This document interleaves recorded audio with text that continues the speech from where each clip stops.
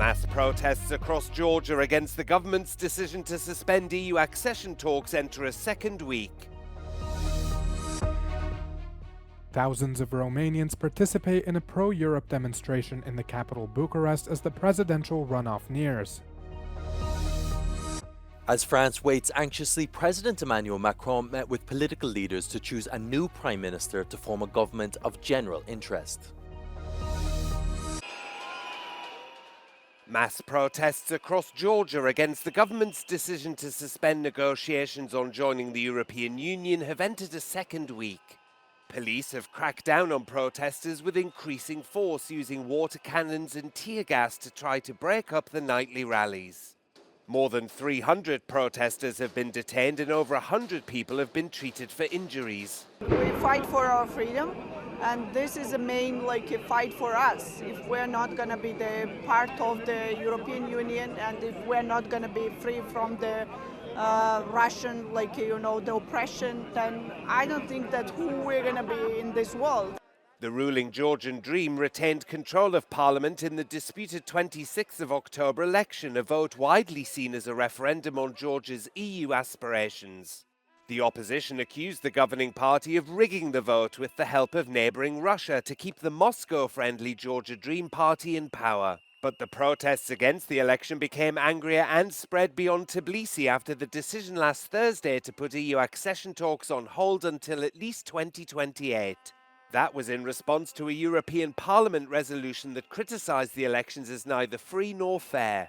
The EU granted Georgia candidate country status in 2023. But Brussels put that process on hold earlier this year after the passage of a controversial foreign influence law widely seen as a blow to democratic freedoms.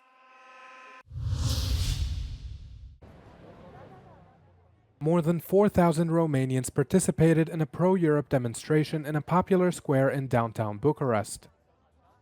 Romanian and European Union flags were waved side by side, and protesters were heard chanting freedom and Europe. The rally comes just 2 days before the second round of the presidential election, set for December 8. Independent far-right candidate Călin Georgescu won the first round almost 2 weeks ago, garnering 23% of the vote. His anti-EU and anti-NATO sentiments have sparked protests around the country, with many viewing him as a threat to democracy.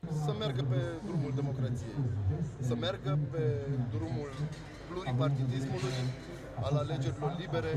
Eu am trăit o parte din viață într-un regim politic în care lucrurile astea erau absolut imposibile. Nu te puteai gândi la lucrul ăsta. Și am senzația că toate lucrurile astea se pot pierde în jumătate de ani. Many were hoping the presidential first-round results were a one-off and did not signal a shifting political landscape in Romania. But far-right parties also made considerable gains in the parliamentary election on Sunday. The Alliance for the Union of Romanians secured 18% of the votes, finishing in second behind the ruling Social Democrats. Georgescu will now face reformist Elena Lasconi of the Save Romania Union Party. The country's future hangs in the balance in what analysts predict will be a tightly contested race. French President Emmanuel Macron is receiving a number of political leaders with the view of forming a government of general interest after the country's Prime Minister Michel Barnier was ousted by a no-confidence vote. C'est pourquoi je nommerai dans les prochains jours un Premier ministre. Je le chargerai de former un gouvernement d'intérêt général, représentant toutes les forces politiques d'un arc de gouvernement qui puisse y participer ou à tout le moins qui s'engage à ne pas le censurer.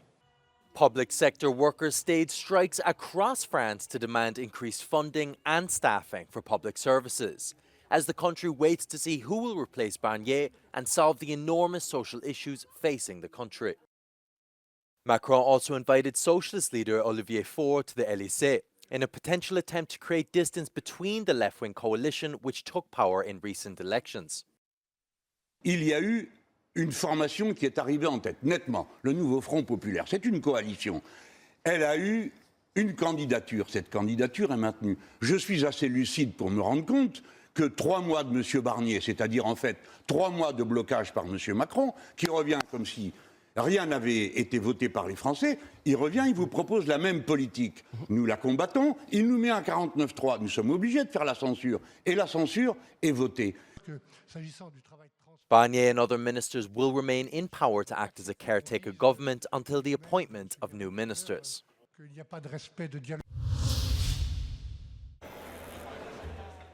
Russia's Foreign Minister Sergei Lavrov has clashed indirectly with US Secretary of State Antony Blinken at the OSCE security meeting in Malta.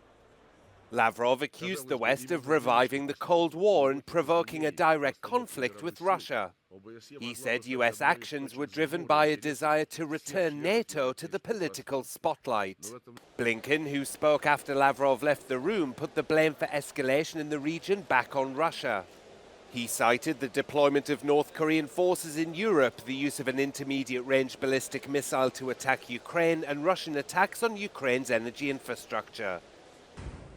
The foreign ministers of Ukraine, Poland and Estonia walked out of the room when Lavrov started speaking.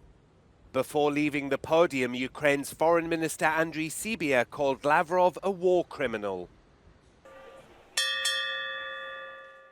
This is Lavrov's first visit to an EU member country since the invasion of Ukraine in February 2022. It's been relatively rare for Lavrov to attend forums involving senior Western officials, although he recently took part in the UN General Assembly and the G20 summit in Brazil. The controversial signing of a trade deal between the European Union and the Mercosur countries seems to be closer than ever. Commission President Ursula von der Leyen is in Uruguay for a meeting with the group's Latin American member countries on Friday. Many thanks. The intention is to finalise the last political negotiations to conclude what would be a groundbreaking and historic partnership agreement between the EU and the Mercosur region. French President Emmanuel Macron has warned von der Leyen that the deal is unacceptable as it stands. But France, the main opponent of the pact, is mired in a deep political crisis. Brussels hasn't said whether the final signature, which would come after 25 years of negotiations, will take place this week or not. But this wouldn't be the last step, as the European Parliament and EU countries will also get a say. The agreement with the Mercosur countries, which includes Argentina, Brazil, Uruguay and Paraguay, would create the world's largest tariff-free trade area. It would allow for increased exports of European goods, such as cars. But it would also allow the import of Latin American meat and agricultural products, which some countries in Europe, particularly France, have opposed.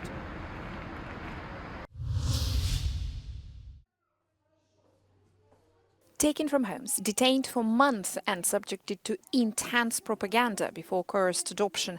A new report by Yale School of Public Health has shed light on Russia's forceful deportation of Ukrainian children. The researchers identified 314 Ukrainian children adopted by Russian families and placed into institutions. Initiated by Russian President Vladimir Putin and his subordinates, the operation is intended to Russify children from Ukraine. Yesterday, our team released. The way it works is there's 3 interconnected databases, one of which is directly run by the Ministry of Education. After the September annexation of the area occupied by Russia, they moved the children from midpoints, basically safe houses where they had held them for 6 months, and then placed them in the database. While in those midpoints, Ukrainian children had to undergo forced re-education, Raymond explained, adding that it amounts to indoctrination. That includes, for older boys, military training, including vehicle operation, weapons operation, parachute jumping. And then for younger children, it includes indoctrination in Russian narratives, singing Russian songs, and being prohibited from speaking Ukrainian. In March of last year, the International Criminal Court issued an arrest warrant for Vladimir Putin and Maria Lvova-Belova for their actions and involvement in the unlawful deportation of Ukrainian children. Your report says the Kremlin launched this program in the first weeks of 2022 in tandem with its preparation for its all-out invasion of Ukraine. Evidence that we provide in this report, and we provided through direct transfer to the International Criminal Court, is clear evidence of alleged crimes against humanity. And now it is up to the ICC and other jurisdictions to decide whether they want to charge. We've given them all the information we have, and we believe the case is clear.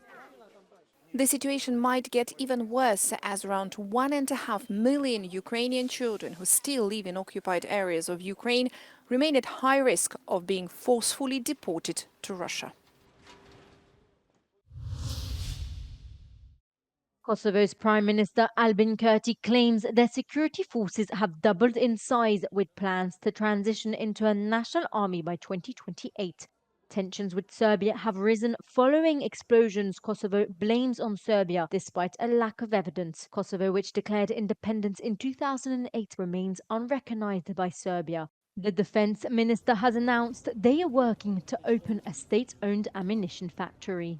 Armatimi dhe municioni që shihni në ushtrinë tonë sot është I blerë prej vendeve që janë anëtare të NATO-s, e këtu duhet theksuar Shtetet e Bashkuara të Amerikës, Turqinë, Gjermaninë, Mbretërinë e Bashkuar dhe Kroacinë. Some experts have expressed concern over military developments, fearing it could worsen tensions in the region. Kada dolazi do tako naglog naoružavanja I militarizacije celog jednog dela, to može voditi samo u jednom pravcu.